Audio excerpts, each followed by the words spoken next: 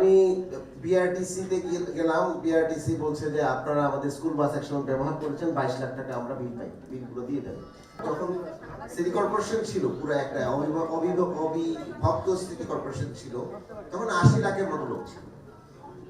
এখন 3.5 কোটি, দুই পক্ষের, আমার আর মাহমুদ ভাই আমরা মিলে এই চ্যালেঞ্জটা ফেস করি। কিন্তু এই 80 লাখ লোককে সাপোর্ট দেওয়ার জন্য দুই সিটি কর্পোরেশনের যে জনবল, সেই জনবল কিন্তু একটাও বাড়ে নাই, বরং কমেছে। কারণ অনেকে রিটায়ারমেন্টে চলে গিয়েছেন, অনেকে ডেপুটেশনের মধ্যে আসছিলেন, তারা চলে গিয়েছেন। আর নিয়োগ প্রক্রিয়াটা আমরা ঠিক মতো কিন্তু করতে পারি না। এবং একই সাথে এলাকা বেড়েছে। দেখেন দক্ষিণে কেরানীগঞ্জকে আমরা এখন দক্ষিণের আন্ডারে নিয়ে এসেছি, আরো অনেক বড় বড় জায়গা দক্ষিণে নিয়ে এসেছি। এটা একটা বড় চ্যালেঞ্জ, এগুলোকে সার্ভিস দেওয়া। আমাদের এখানে 36টা ওয়ার্ড ছিল, সেটা এখন বেড়ে 54টা ওয়ার্ড হয়েছে। এবং এই 54টা ওয়ার্ডের কোনো ইনফ্রাস্ট্রাকচার নাই, বরাদ্দ নাই, কিন্তু আমাদের কিন্তু রেগুলার সার্ভিসটা দিতে হয়। সিটি কর্পোরেশনের আগে এই ড্রেনেজ সিস্টেম, ক্যানেলসগুলো সিটি কর্পোরেশনের দায়িত্বে ছিল না, এগুলো তো ওয়াসা দিত। তো যখন সিটি কর্পোরেশনকে দেওয়া হলো, আমরা দুই পক্ষই, আমরা উত্তর এবং দক্ষিণ, আমরা একটা অ্যাডিশনাল লোকবলও পাইনি। 2-3টা গ্যাজেট পেয়েছি, এগুলো বাসায় মানে অফিস পর্যন্ত আনতে আনতে এগুলো নষ্ট হয়ে গিয়েছে। তো সুতরাং দিস ইজ এ চ্যালেঞ্জ যে আমরা যে সার্ভিসগুলো 24/7 দেই দুই সিটি কর্পোরেশন মিলে, এই সার্ভিসগুলো কি একার পক্ষে কিংবা শুধুমাত্র সরকারের পক্ষে দেওয়া সম্ভব কিনা, এটা ওভার স্যাচুরেটেড। এবং পুরো স্ট্রাকচারটা 80 লাখের জন্য তৈরি করা, এখন 3.5 কোটি। একই সাথে সাথে আপনারা দেখবেন যে আমরা যখন এই যে খালগুলো পরিষ্কার করি, রাস্তাগুলো আমরা পরিষ্কার করি, এগুলো 12টার মধ্যেই 12টা বেজে যায়। এবং খালগুলো একসাথেও আমরা টিকিয়ে রাখতে পারি না। আরেকটা জিনিস খেয়াল করেন যে প্রথম যিনি আমাদের এখানে নমিনেট হয়েছেন, স্কুল বাস, সিটি কর্পোরেশন, আমার আগে যে সিটি কর্পোরেশনে যারা ছিলেন তারা স্কুল বাসও ট্রাই করেছে এবং এটা ফেল করেছে। আমি বিআরটিসিতে গেলাম, বিআরটিসি বলছে যে আপনারা আমাদের স্কুল বাস একসময় ব্যবহার করেছেন, 22 লাখ টাকা আমরা বিল পাই, বিলগুলো দিয়ে দেন। যে স্কুলগুলোর সাথে আমরা টাই আপ করেছি, সামহাউ এটা কাজ হচ্ছিল না। মানে সরকার চেষ্টা করলেও যার জন্য সার্ভিসটা দেওয়া, তারা কিন্তু এই সার্ভিসগুলো দিতে পারছে না। তাহলে এই শহরকে আমরা কিভাবে ঠিক করব? শহরকে ঠিক করার জন্য প্রাইভেট সেক্টর এবং ভলান্টিয়ারদের অবদান খুবই গুরুত্বপূর্ণ।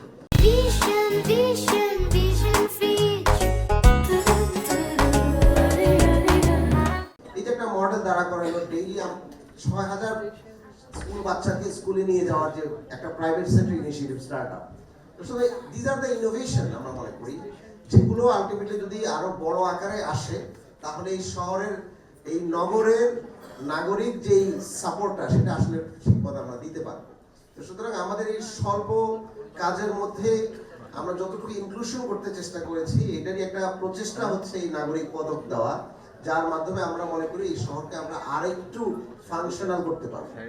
পৃথিবীর অন্যান্য শহরগুলোর স্টোরি যদি আমরা দেখি, তাহলে আপনারা দেখবেন যে নিউ ইয়র্কের কথা বলেন, গ্লোবাল নর্থের বড় বড় শহরগুলোর যে বড় বড় গার্ডেন এবং বড় বড় যে উদ্যানগুলো আমরা দেখি, এগুলো তো প্রাইভেট সেক্টর একসময় এগুলো ফিলান্থ্রপি হিসেবে দান করে দিয়েছে। তার উপর ভিত্তি করে একটা নেইবারহুড তৈরি, এটা তো ঠিক আছে। আমাদের শহরের গল্পগুলো হচ্ছে উল্টো। আমাদের শহরের কর্পোরেট সেক্টরটা সামহাউ জলাধার মতো ভরাট করে, দখল করে শহরের লিভেবিলিটি নষ্ট করছে।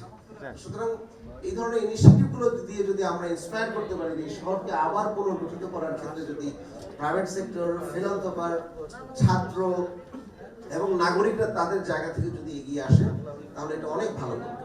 আজকের এই পুরো আলোচনায় এবং দাওয়াতে আমাদের কিছু ভুল হয়েছে।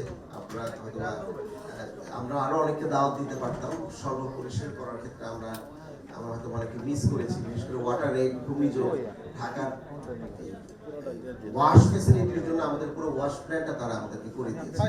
তো ওনারা থাকলে আরো ভালো হতো। আমাকে টেক্সট করেছে যে আপনি আমাদেরকে দাওয়াত দিন। আমার ভুল হয়েছে, এই জন্য আমি ক্ষমা প্রার্থী, তাদের প্রতি আমাদেরই সহকর্মী। সেরকম আরো অনেক সংগঠন আছেন, আরো অনেক ইনিশিয়েটিভ এই শহরের মধ্যে আছে। আমরা এই সকল ইনিশিয়েটিভকে শ্রদ্ধা জানাই এবং সকল ইনিশিয়েটিভকে আমরা ইন্সপায়ার করতে চাই। এবং এই কাজটি শুরু, এবং আমি খুবই খুশি হয়েছি আমাদের সচিব মহোদয় জাহিদি ভাই বললেন যে এটা আমরা এখানে শুরু হয়েছে, আগামীতে হয়তোবা উত্তর দক্ষিণ মিলে নাগরিক পদকটা হবে। আগামীতে হয়তোবা ঢাকা ছাড়াও বাহিরে যে জায়গাগুলো আছে সেখানেও আমরা এটা ইনিশিয়েটিভ নিব। তো আমরা হয়তো শুরু করলাম এটাই যে এখন একটা স্পিল ওভার ইফেক্ট শহরের বিভিন্ন জায়গায় হবে এবং এই পুরো কাজটি আজকে যারা তদারকি করেছেন তার মধ্যে আমাদের সিও মহোদয় আছেন, ভারপ্রাপ্ত সিও মহোদয় আসাদ সাহেব খুব মানে স্ট্রাকচারলি আমাদেরকে এই টিমকে সহায়তা করেছেন এবং পুরো টিমের সমন্বয়টা করেছে আমাদের পিআরও জুবাইর সাহেব। আমি ওনাকে অনেক ধন্যবাদ জানাচ্ছি, উনি অক্লান্ত পরিশ্রম করেছেন এবং পুরো টিম এটা নিয়ে কাজ করেছে। এটা একটা নমিনি বোর্ড ছিল আমাদের